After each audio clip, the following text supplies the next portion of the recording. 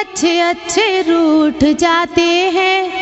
मुसीबत के दिनों में अच्छे अच्छे रूठ जाते हैं। कि हम मजबूर हैं इतने झूठ बोला नहीं जाता। कि हम मजबूर हैं इतने झूठ बोला नहीं जाता। अगर सच बोलते हैं हम तो रिश्ते टूट जाते हैं। अगर सच बोलते हैं हम तो रिश्ते टूट जाते हैं। भरोसा मत करो सांसों की डोरी टूट जाती है। भरोसा मत करो सांसों की डोरी टूट जाती है।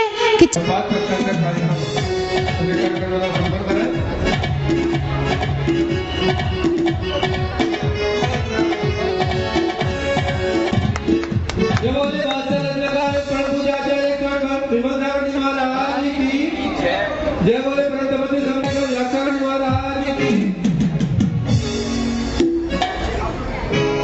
ये कौन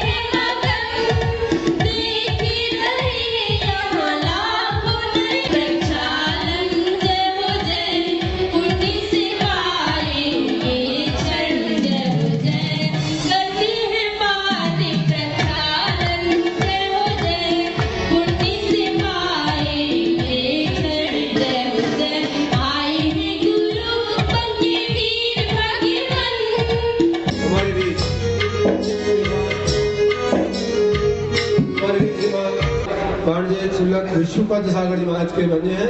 कृपया जल्दी पधारे और सभी महानुभावों से निवेदन कृपया एक बार गुरुदेव के चरणों में अपने आस्था रखने पर व्यक्त करें।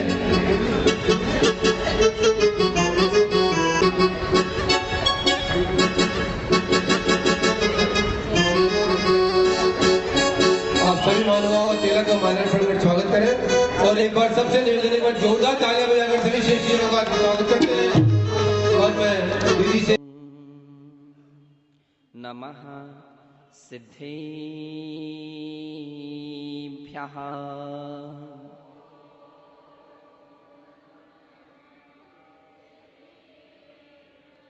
ओम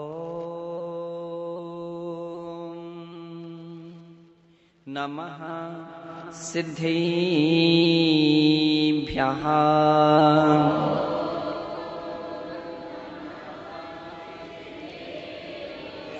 ओम नमः सिद्धेभ्यः।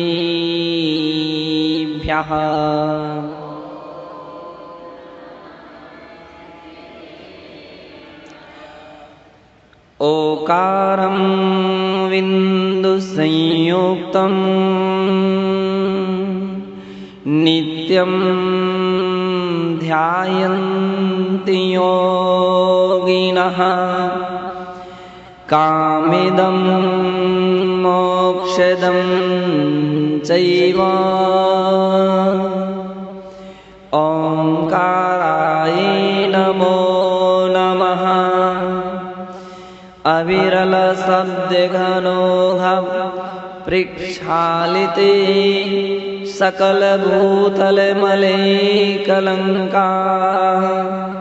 मुनिभिरूपासित तीर्था सरस्वती हरितनो दुरितानि।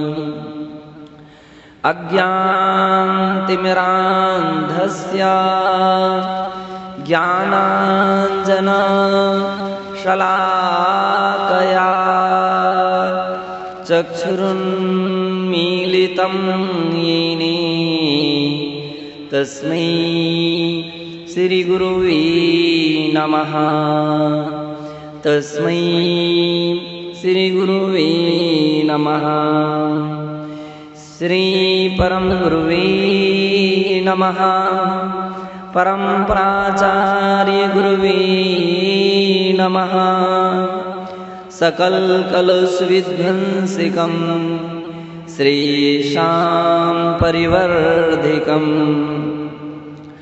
धर्म संबंधिकं भवजीवे मनः प्रतिबोधिकारकमिदं शास्त्रं श्री परमात्मा प्रकाशक ग्रंथ नामधेयम्।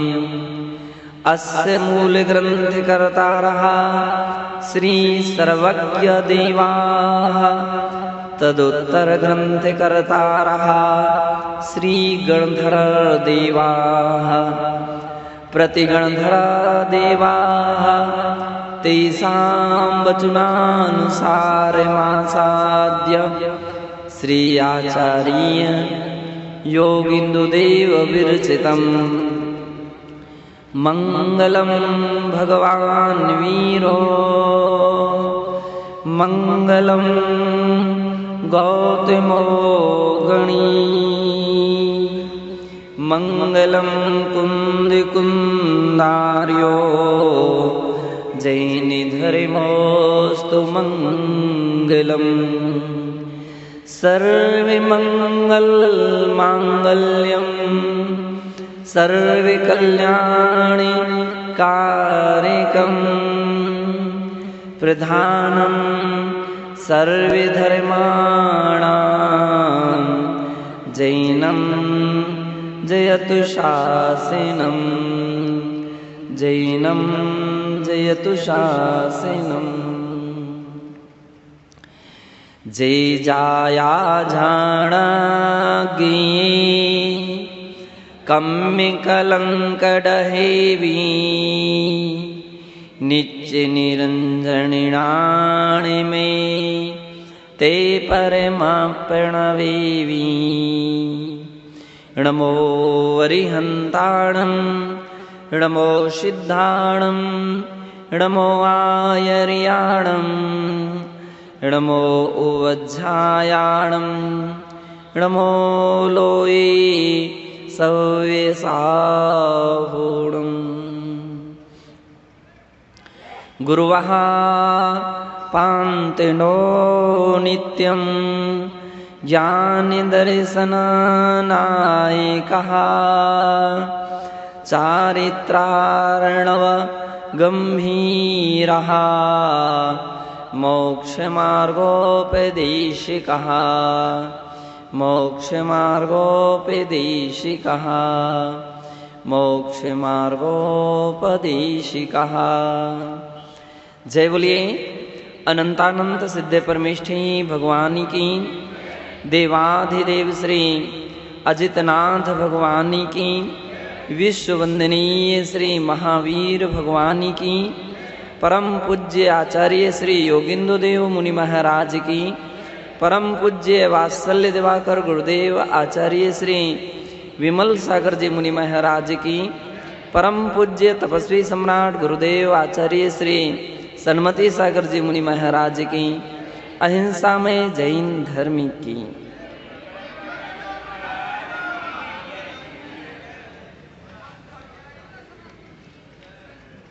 बंधो, योगिन्दुदेव मुनि महाराज परमात्मा प्रकाश ग्रंथ के माध्यम से अपने लिए आत्मा के उन रहस्यों का उद्घाटन कर रहे हैं, उन सिद्धांतों को समझा रहे हैं जिनके कारण, जिनके बिना आज तक यह जीव संसार में भटकता रहा है और जिसकी बिना प्राणी कभी निर्वाण की यात्रा नहीं कर पाता है, मोक्ष की यात्रा नहीं कर पाता है। उस सिद्धांत के लिए यहाँ पर समझाते हुए बतला रहे हैं कि हमें 7 तत्वों में, 6 द्रव्यों में, 5 अस्तिकायों में और 9 पदार्थों में जो उपादेय स्वरूप है, ऐसी आत्मा के लिए समझना ही होगा। बिना आत्मा को समझे आज तक किसी ने भी अपनी आत्मा को परमात्मा नहीं बना सका। कोई भी अपनी आत्मा का सम्यक प्रकार से ध्यान भी नहीं कर सका है। इसलिए पूज्य आचार्य भगवान योगींद्र देव कहते हैं कि आप अन्य किसी को समझें या ना समझें, लेकिन आत्मा को तो समझना ही होगा। और वो आत्मा कहाँ पर है, कहाँ पर है, कैसी है, इसके विषय में उन्होंने 29वीं छंद में समझाने के लिए गाथा कहते हैं। देहा देह हिम जो बसई,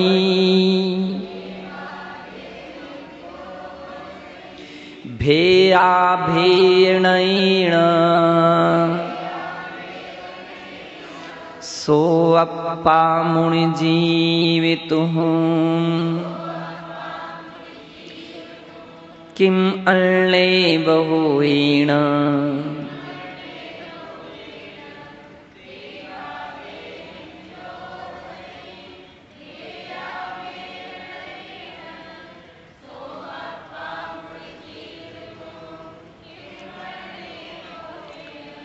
कहते हैं जो देह अदेह बसही, देह अदेहिम बसही, देह में भी रहती है और अदेह में रहती है।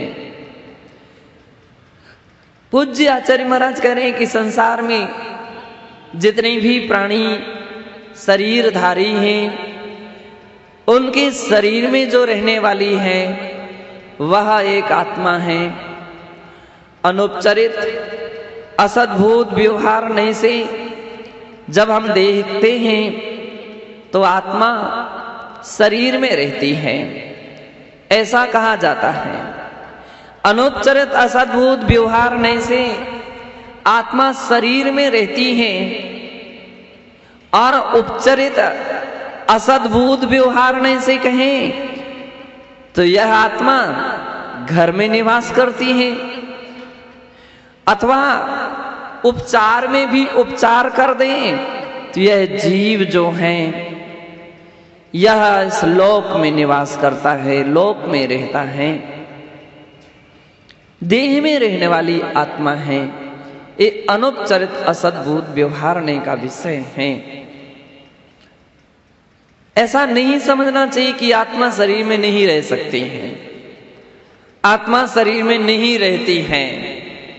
यदि ऐसा सर्वथा मान लें कि आत्मा शरीर में नहीं रहती है, शरीर से सर्वथा ही भिन्न है, तो फिर सारा का सारा व्यवहार धर्म का लोप हो जाएगा। फिर तो शरीर के मर्दन करने से, शरीर के उसके नष्ट भ्रष्ट कर देने से आत्मा कभी नष्ट भ्रष्ट नहीं हो पाएगी, आत्मा कभी नष्ट नहीं हो पाएगी। फिर हिंसा का दोष नहीं लगेगा। और शरीर से यदि आत्मा अत्यंत भिन्न रहे, अत्यंत भिन्न हो जाए या सर्वथा भिन्न हो जाए, तो बंधो सुख दुख का जो वेदन शरीर के माध्यम से होता है वो नहीं होना चाहिए, वह नहीं होना चाहिए। शरीर में कांटा लग जाता है तो वेदना होने लगती है, सुई चुभा दी जाए तो अपन को वेदना होती है।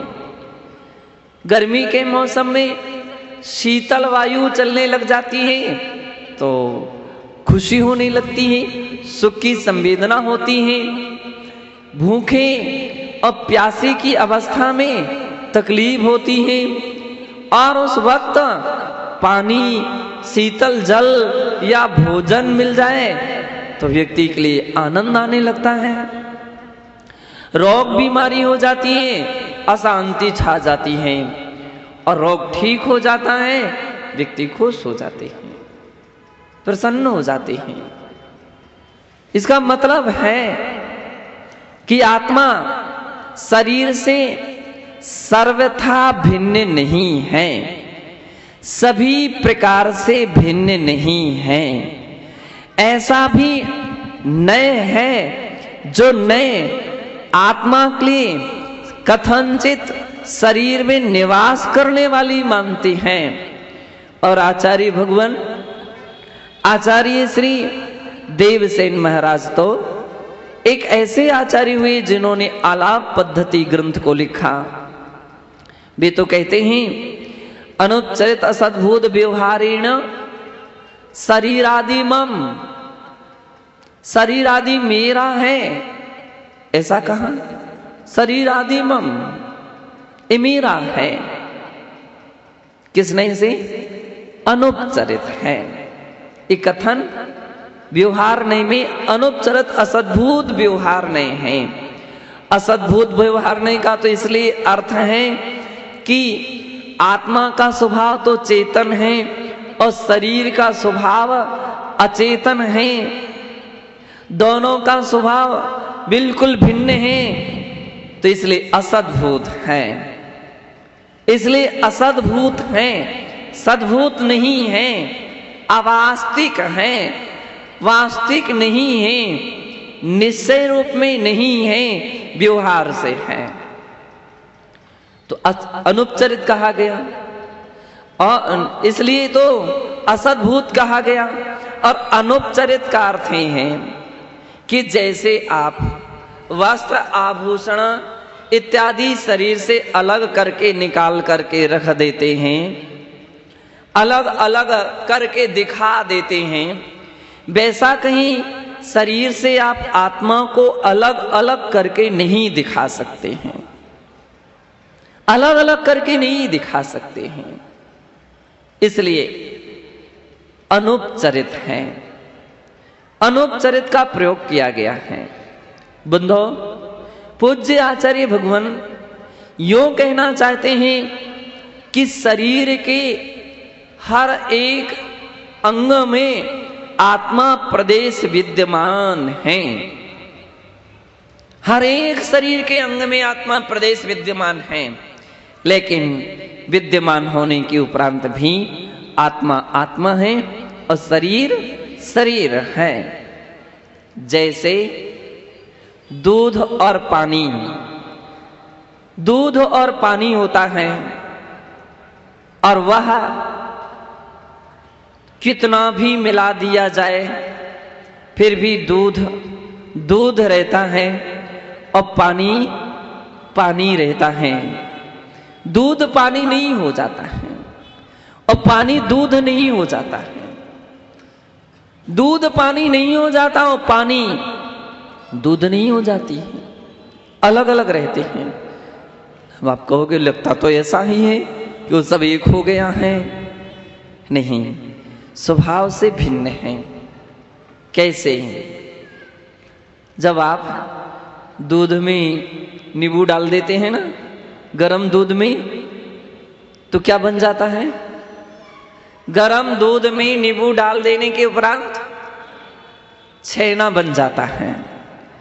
और छेना का अर्थ हो गया दूध दूध हो गया और पानी पानी रह गया है,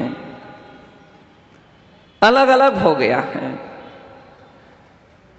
हंस यदि अपनी चोंच दूध में डालता है तो बंदो दूध दूध ले लेता है, पानी पानी छोड़ देता है।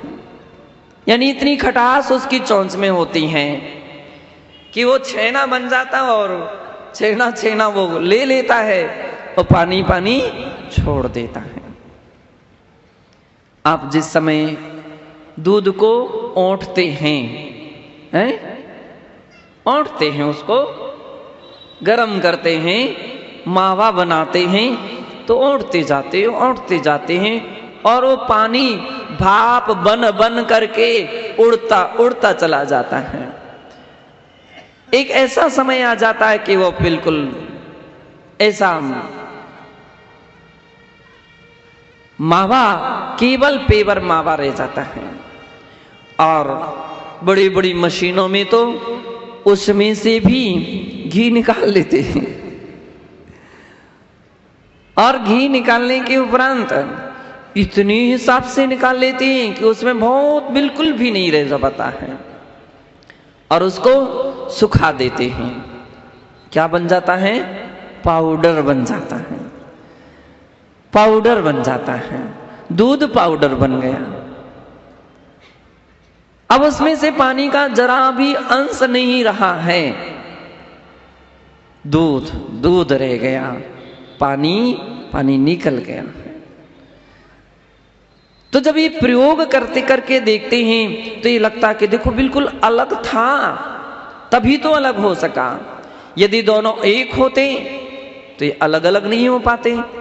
पानी उड़ता तो दूध भी उड़ जाता, फिर मावा नाम की वस्तु नहीं रहती, या पाउडर नाम की कोई वस्तु नहीं रह जाती, फिर तो सबका सब समाप्त हो जाता। लेकिन ये सब कुछ रह गया है, तो इसका अर्थ है कि दूध पानी एक नहीं है। इसी प्रकार से शरीर और आत्मा एक नहीं है, शरीर और आत्मा एक नहीं है। एक जैसी अपन को नजर आती है, दिखती हैं, लोग कहते हैं कि बतलाओ कौन सा हिस्सा ऐसा शरीर का हिस्सा है जिस हिस्से में आत्मा ना हो? बिल्कुल सारे हिस्से में, प्रत्येक हिस्से में आत्मा है। एक भी ऐसा हिस्सा शेष नहीं है शरीर का जिसमें आत्मा प्रदेश ना हो। केवल जो बाल शरीर से बाहर निकल आए हैं, जो बाल शरीर से बाहर निकल गए हैं, उसमें आत्मा प्रदेश नहीं है। इसलिए आप उसको कटिंग कराते हैं तो आपको वेदना नहीं होती है। जो नख बाहर निकल गए हैं इसके संबंध से, तो वो नख, उसमें आत्मा प्रदेश नहीं है। इसलिए आप उसके लिए नेल कटर से काट भी लेते हैं तो भी आपको वेदना नहीं होती है, वेदना नहीं है। लेकिन बाकी हिस्से में तो वेदना हो रही है। जो हिस्सा नख का शरीर से ज्वाइंट है उसको आप देख लीजिए, थोड़ा सा भी कट जाए तो खून आने लग जाएगा, तकलीफ होने लगती है। जो बाल शरीर के अंदर फंसे हुए हैं, उसके अंदर में लगे हुए हैं, आप उनको खींचिए, तुरंत आंखें लाल हो जाएंगी आपकी। मुनि महाराज तो केसलुंज कर लेते हैं, उनके लिए कुछ भी महसूस नहीं होता, लेकिन आपकी आंखें लाल हो जाएंगी। और यदि दूसरे ने कहीं खींच दिया है तो लाल ही आंखें नहीं होती, फिर तो हाथ भी उठता है, क्या हमारे बाल को खींचता है। बंधो, शरीर के हर हिस्से में आत्मा प्रदेश है, ये सत्य है। इसके लिए कोई नकार नहीं सकता है, कोई इसके लिए गलत नहीं कहता है। हमारे आचार्य भगवान कहते हैं हाँ ये सत्य है, हर प्रदेश में शरीर के आत्मा प्रदेश हैं, आत्मा के प्रदेश शरीर में हैं। लेकिन सब कुछ होने पर भी वे शरीर नहीं हो गए, वे शरीर नहीं हो गए। और शरीर आत्मा भी नहीं हो गई है, शरीर आत्मा नहीं हो गई है। यदि शरीर आत्मा हो जाए तो कभी मृत्यु नहीं होगी, कभी मुर्दा नाम की वस्तु नहीं रहेगी, शव नाम की कोई सामग्री नहीं रह जाएगी। शरीर और आत्मा एक हो जाए, शरीर और आत्मा एक हो जाए तो बंधो फिर तो हमेशा हमेशा आत्मा जीवित बनी रहेगी। शरीर है तो आत्मा है, आत्मा है तो शरीर है। और शरीर और आत्मा एक हो जाए तो सबको जलाने के उपरांत भी चीख चिल्लाहट होना चाहिए। जैसे अभी थोड़ा सा कोई आपको जलाने का प्रयास करे तो आप तुरंत ही चीखेंगे, चिल्लाएंगे, तो उसको सबको भी चीखना चाहिए, चिल्लाना चाहिए। कुछ भी नहीं होता। अपन देखते हैं 10 मिनट में, आधा घंटे में तो सब राख हो जाती हैं, सब राख हो जाती है, कहीं से भी आवाज नहीं आती।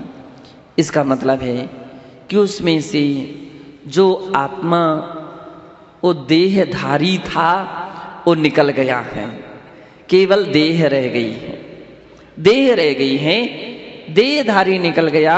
इसका अर्थ हो गया कि आत्मा अलग है और शरीर अलग है। इसको आप भेद विज्ञान कहते हैं। लेकिन जानना अलग बात है और मानना एक अलग बात है। जानने के लिए तो शायद होगा कोई ऐसा व्यक्ति जो इस सत्य को नहीं समझता। हर व्यक्ति कहता है कि शरीर अलग है, आत्मा अलग है, लेकिन मान्यता में नहीं ये बात आ पाती है, श्रद्धा में ये बात नहीं आ पाती है। इसलिए बंधो उसकी बात प्रामाणिक नहीं हो पाती है। सम्यक दृष्टि की श्रद्धा हो जाती है, विश्वास हो जाता है कि शरीर अलग है, आत्मा अलग है, तो बंधो उस सम्यक दृष्टि का सम्यक भेद विज्ञान होता है। और आचार्य तो यहां तक कहते हैं पूज्यपाद स्वामी कि इतना भेद विज्ञान हो जाए तो व्यक्ति को केवल ज्ञान हो जाएगा। कुछ दिन पहले अपन लोगों ने शुभभूति नाम की मुनिराज की कहानी सुनी थी। केवल तुस्मास भिन्नम, इतना शब्द उनकी श्रद्धा में जैसी आया, उनके विश्वास में आया और उनके ज्ञान में आया। बंदो शरीर अलग है, आत्मा अलग है, इतना सोचते सोचते उनको केवल ज्ञान हो गया, केवल ज्ञान हो गया। पूज्यपाद स्वामी लिखते हैं कि भेद विज्ञानता सिद्धा, सिद्धा ये किल कीचने, तस्यैव भावतो बद्धा बद्धा ये किल कीचने। पूज्यपाद नहीं, अमृत चंद्राचार्य का समय सार कलश है कि जिसमें कह रहे हैं आज तक जितने सिद्ध हुए हैं इस भेद विज्ञान के द्वारा ही सिद्ध हुए हैं, और जितने संसार में भटक रहे हैं वे भेद विज्ञान के अभाव में भटक रहे हैं।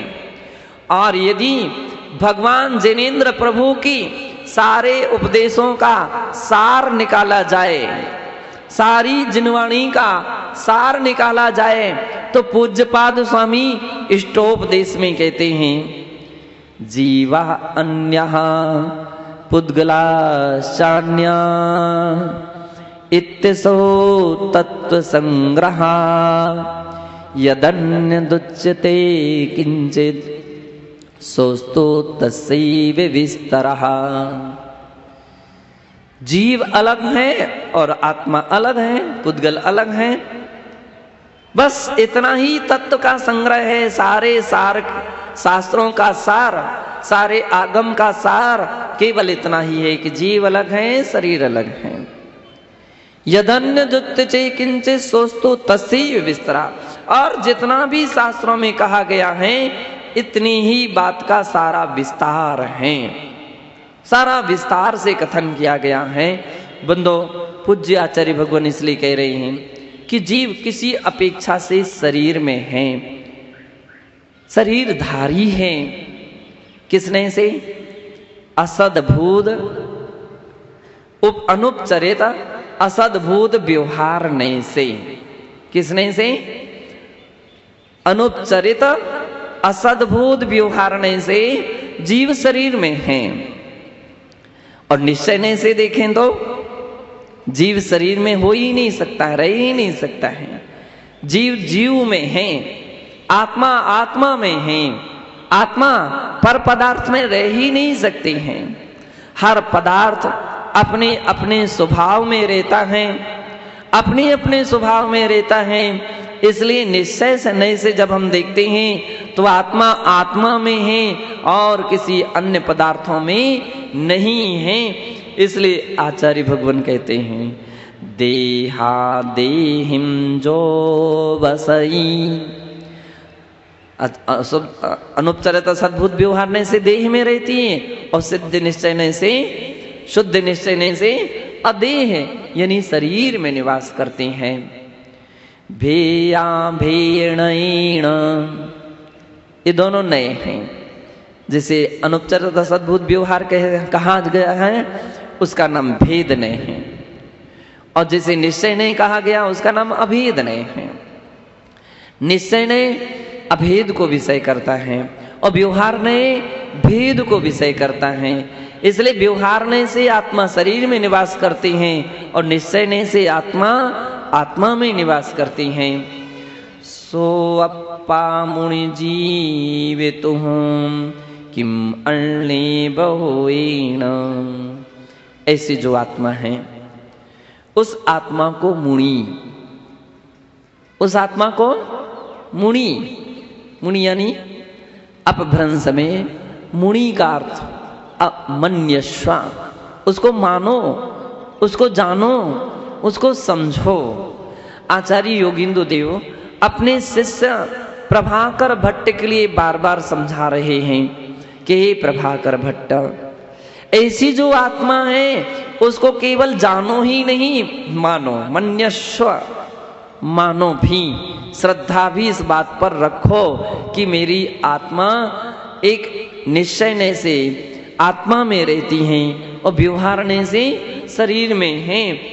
किम बहु तो किम अण्लीन बहुवीणे, अन्य बहुत सारी बात करने से क्या फायदा, बहुत सारे विषय का विस्तार करने से भी क्या फायदा।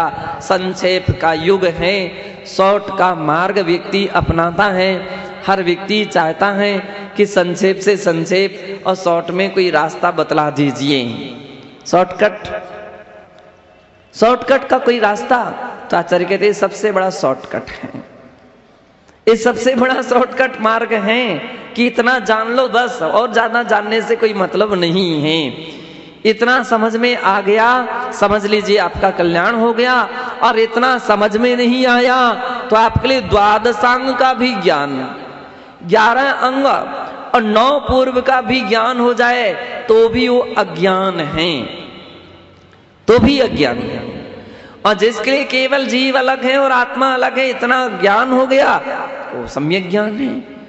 पूज्याचार्य कहते वो ज्ञान है, वो व्यक्ति ज्ञानी है और वो दूसरा व्यक्ति अज्ञानी है।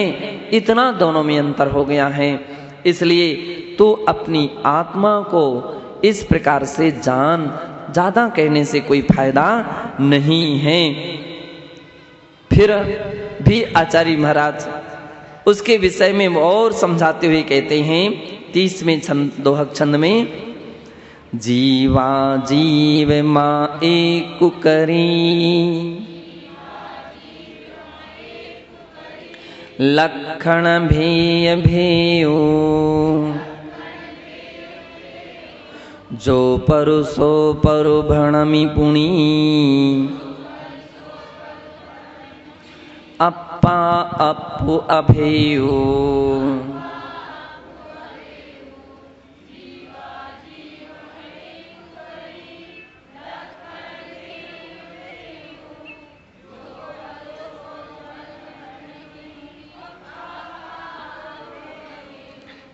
जीवा जीव माँ इक्कु करी, जीव और अजीव को इक्कु माँ करी, एक मत करो।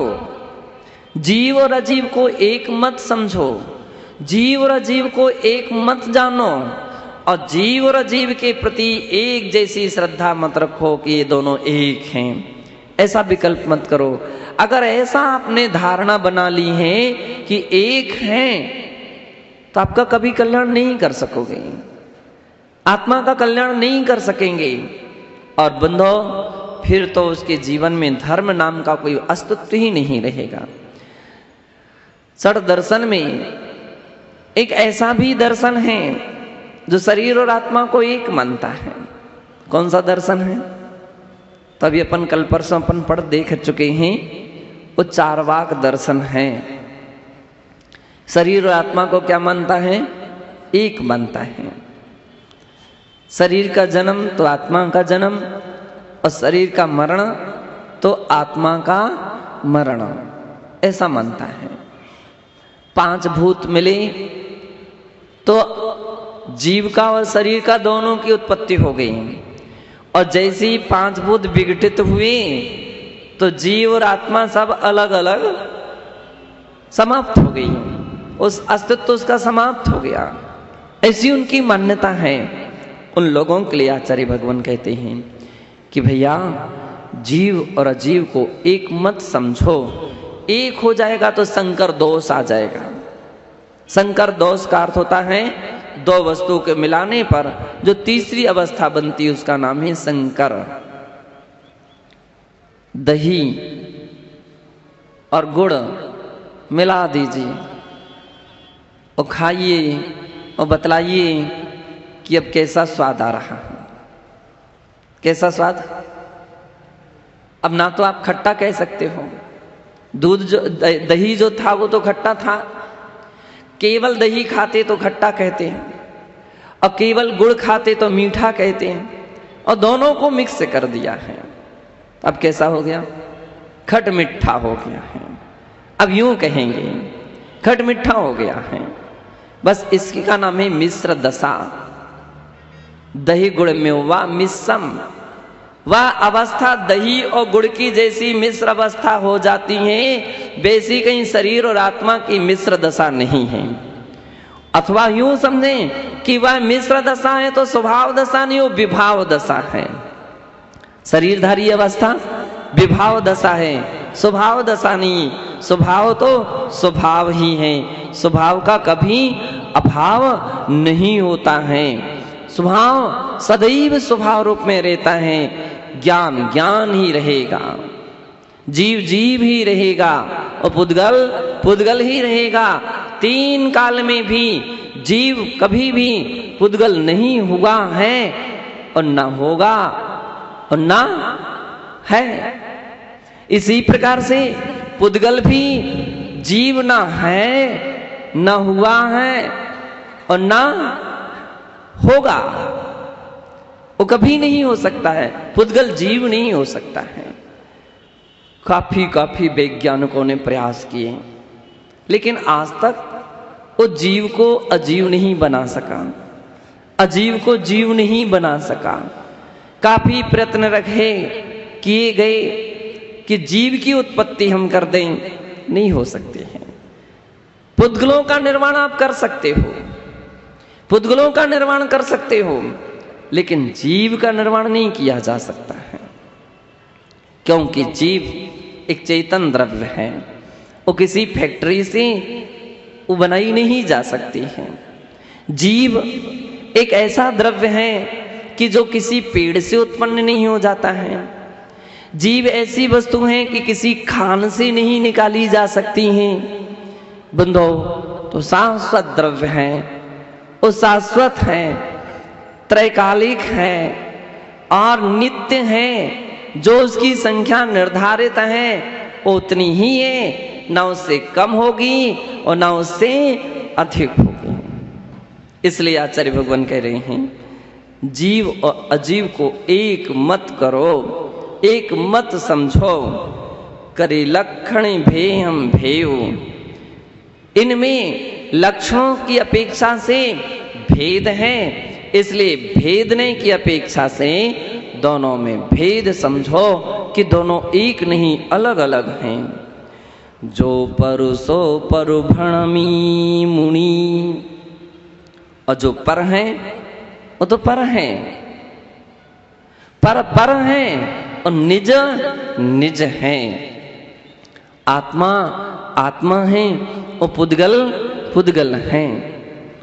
आत्मा के विषय में आचार्य कुंद देव ने बंदो मोक्ष प्राप्त ग्रंथ में कहा गया है, समय सार में भी ये गाथा आई है जिसमें लिखते हैं अरस मरुम गंधम अवत्तम चेदना गुण सद्धम जान अलिंग गहणम जीवमणि दिठ संठानम। जीव का रस नहीं होता। रस नहीं होता इसका मतलब जीव का स्वाद नहीं है, स्वाद नहीं है। क्यों? पुद्गल का रस, रूप, रस, गंध, वर्ण ये सब पौद्गलिक गुण हैं, जीव के गुण नहीं हैं। इसलिए जीव रस से रहित है, अरस स्वभावी है। अरस अरूप रस नहीं है तो रूप भी जीव का स्वभाव नहीं है। इसलिए आज तक कोई जीव को नहीं देख सका। पुद्गल तो नजर आया लेकिन जीव जीव के लिए बड़ी बड़ी दूरबीन लगा करके भी देखने का प्रयास किया वैज्ञानिकों ने, लेकिन नहीं देख सका। क्यों? क्योंकि आत्मा तो अरूपी है। यद्यपि संसार की वैभाविक दशा में एक शरीर को छोड़कर के दूसरे शरीर को पाने के लिए जब विग्रह गति में गमन करता है, तब भी शरीर होते हैं। तेजस कारमान शरीर तो अनादि संबंधी से, अनादि काल से है इसका, और सर्वस्व प्रत्येक प्राणी को पाया जाता है, और विग्रह गति में इसकी प्रधानता होती है।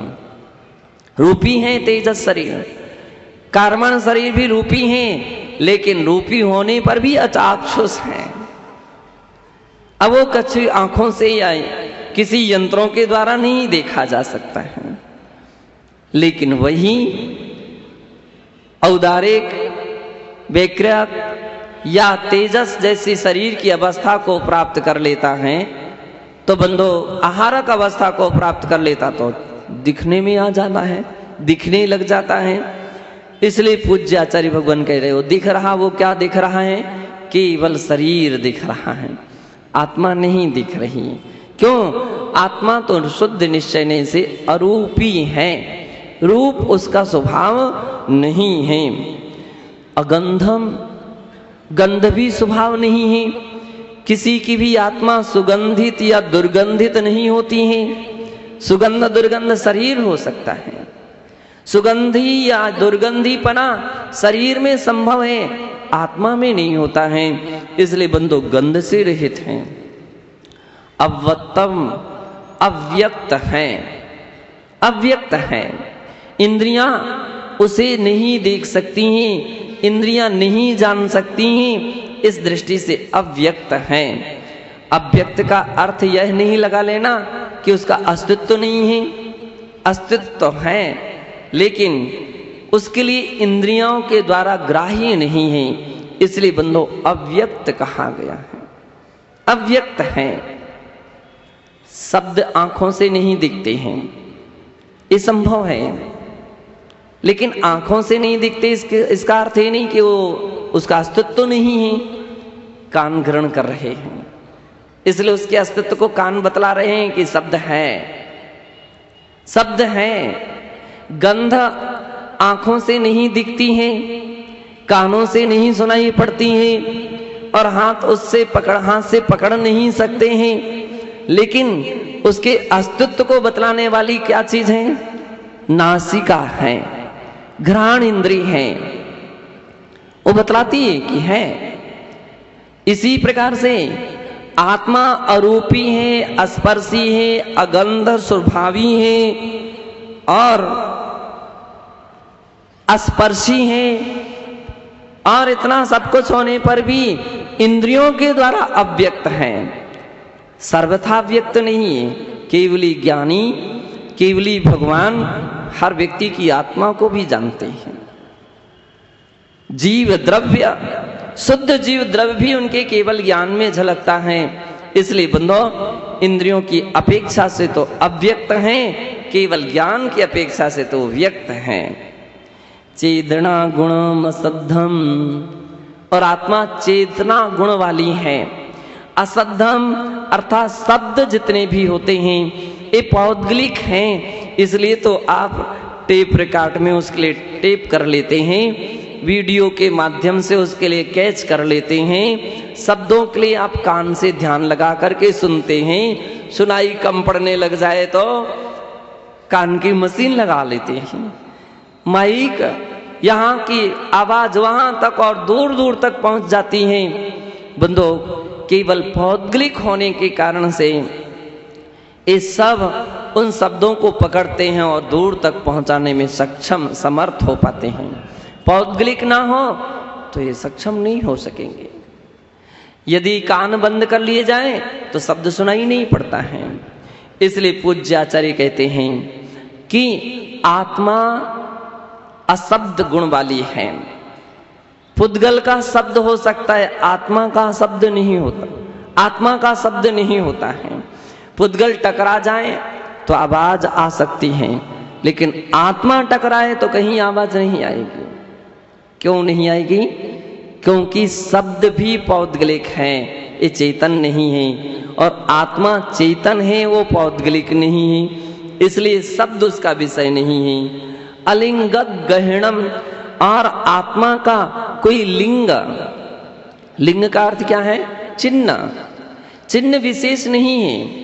और सिद्धांत ग्रंथों में लिंग का अर्थ इंद्रियां कही गई हैं, चिन्ह कहले गए हैं, जिसके द्वारा हम संसारी आत्मा के भेदों को समझ पाते हैं कि एक ऐसा देहधारी जीव है कि जिसके अंदर में केवल स्पर्शन इंद्रिय है। इसलिए कितनी इंद्रिय जीव है ये?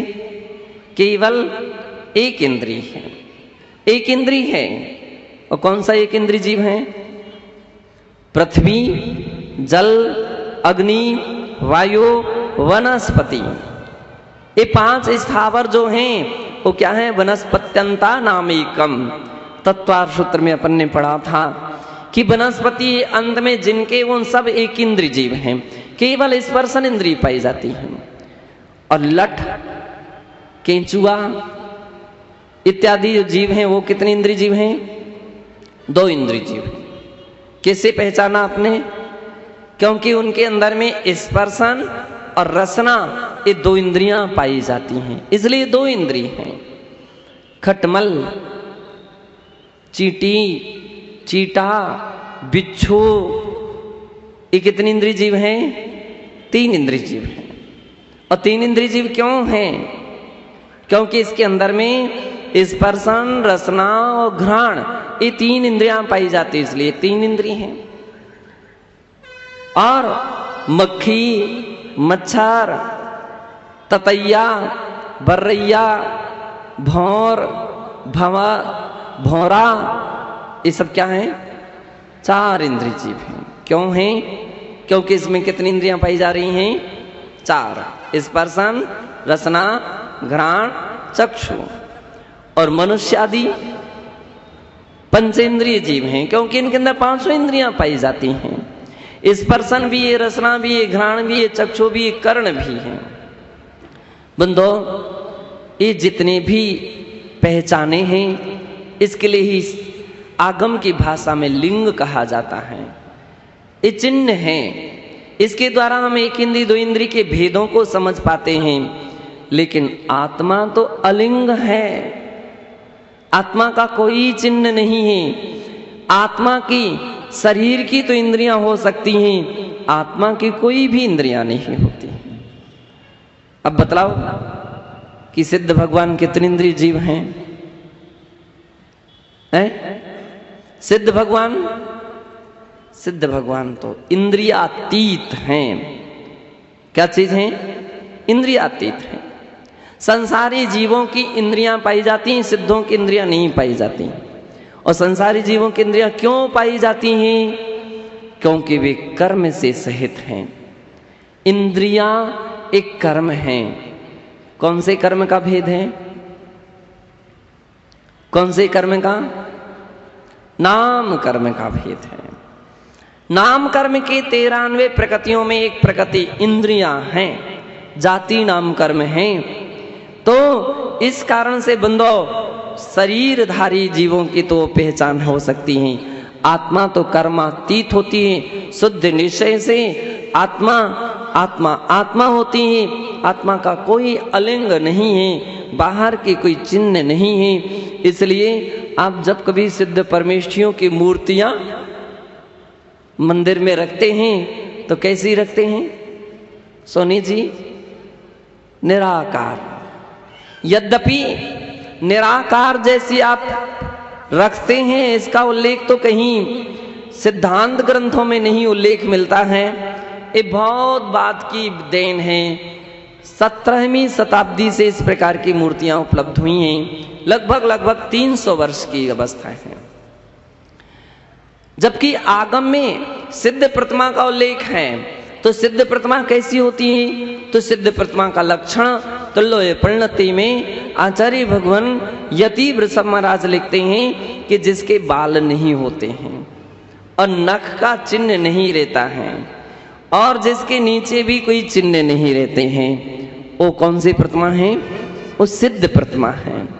और जिसमें नख बाल इत्यादि के स्थान रहते हैं, अष्ट प्रातिहार्य सहित होती हैं, वो कौन सी प्रतिमा कहलाती हैं?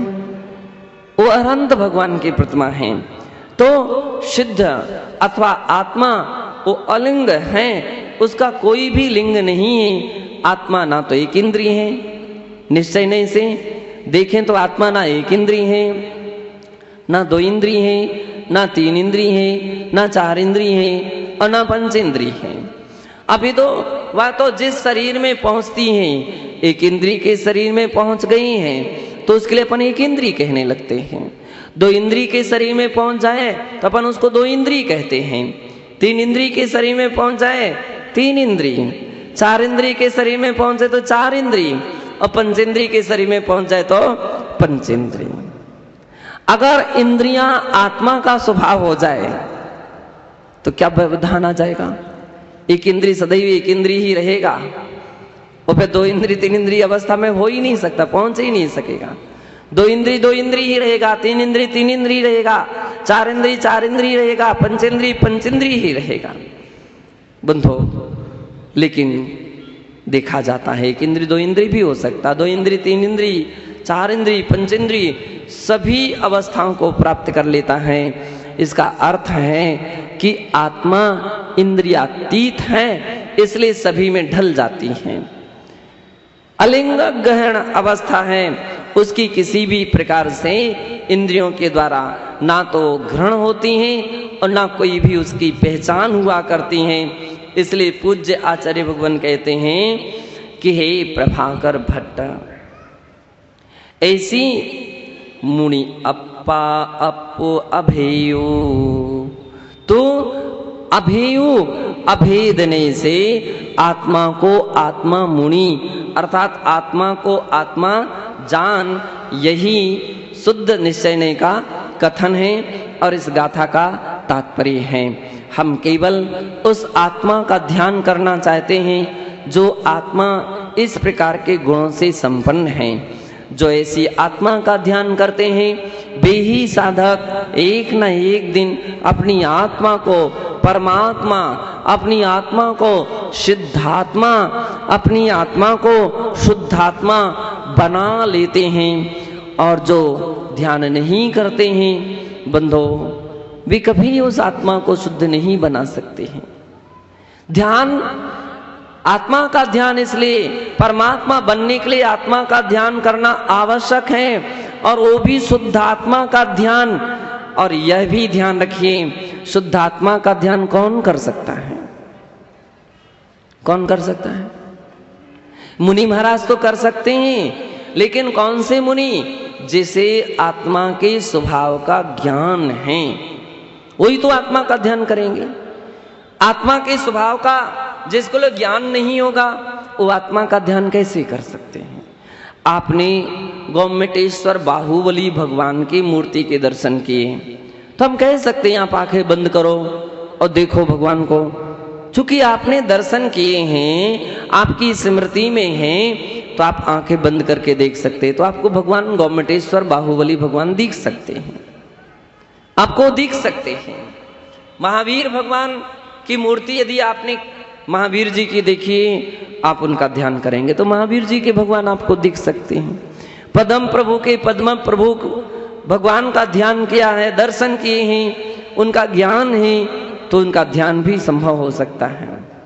ज्ञान ही ना हो तो ध्यान कैसे हो सकेगा? ध्यान नहीं हो सकता है। इसी प्रकार से आत्मा के स्वरूप का यदि ज्ञान ना हो तो आत्मा के स्वरूप का ध्यान नहीं हो सकता, और व्यक्ति कभी आत्मा को परमात्मा नहीं बना सकता है। इसलिए पूज्य आचार्य भगवान ने मुनि शब्द का प्रयोग किया कि इस बात को मानो, और मानने के पहले समझो भी, जानो भी। हम अपनी आत्मा के विषय में, कितना संसार विचित्र है, दुनिया भर को हम जान लेते हैं, लेकिन जैसे जानना चाहिए उसे कभी हम जान पाते नहीं हैं। दुनिया भर को जाना है, दुनिया भर का परिचय, और आज के परिचय का युग, बिना परिचय के तो काम भी नहीं चल पाता है। एक ऐसा व्यक्ति इतने अपने अपने परिचय में तल्लीन रहता है, लेकिन जितने भी परिचय दिए जाते हैं आचार्य कहते हैं सब भौगोलिक परिचय हैं, शरीर के परिचय हैं, आत्मा का तो परिचय आज तक कभी तुमने लिया ही नहीं, लेने का प्रयास नहीं किया। बंधो, हम इसलिए जिन वाणी को अध्ययन करें, जिन वाणी को पढ़ें तो आत्मा का ज्ञान होगा, और ज्ञान होगा तो उसका ध्यान हो सकता है, और ध्यान होगा तो अब आप अपनी आत्मा को परमात्मा भी बना सकते हैं। आप सबकी आत्मा भी परमात्मा बन सकती है। इसलिए बंधो, उसको पाने के लिए समझने की और जानने की परम आवश्यकता है। जय बोलिए महावीर भगवान की। जय बोलिए गणाचार्य।